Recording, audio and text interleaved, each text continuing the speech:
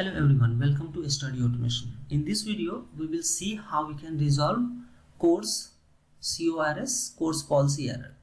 So for that, since this is happening at API level, so we have to go into the API project, Books API, and here what we have to do first, we can close the running project, go to the terminal, so we are already in terminal, and then install. So we can see in the package.json we have included dependency Express.js, MongoDB, and then Swagger related APIs that we have, Swagger related dependency that we have added. Now let's add here one more dependency, that is npm install course. This is very important. We have to include npm install course, and this API, this dependency is now installed.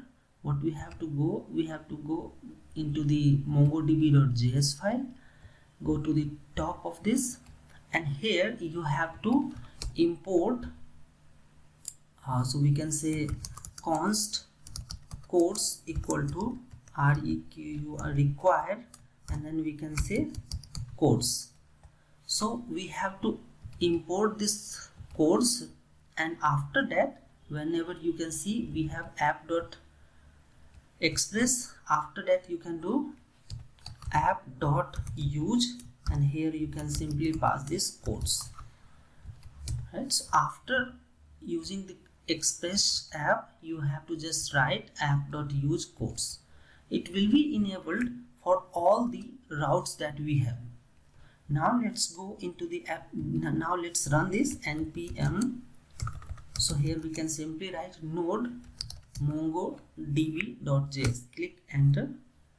Project is up and running. Now let's go on to the application again, and here we have these things. So let me just show it below. Now I can refresh it, and once I am refreshing it, you can see our cursor is at this place. So just I can escape for now. Right now, if I'll click on get books, it should stop at, so first it will stop here, and then it should say, so we have clicked on this, it is stopping at it. Now click next. You can see it is stopping here. Since we don't have any data here, it's not fetching any data, right? Let's click and see.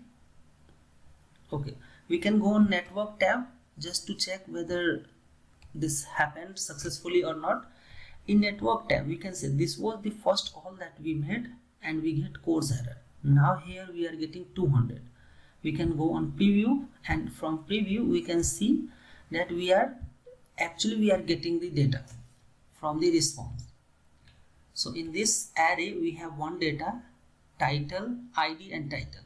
We have to see how we can call this, and why this particular thing is not basically storing in the API. So that particular thing we can see in the next tutorial, where we will get this value, and then we can store that value, and we can display that values in the UI.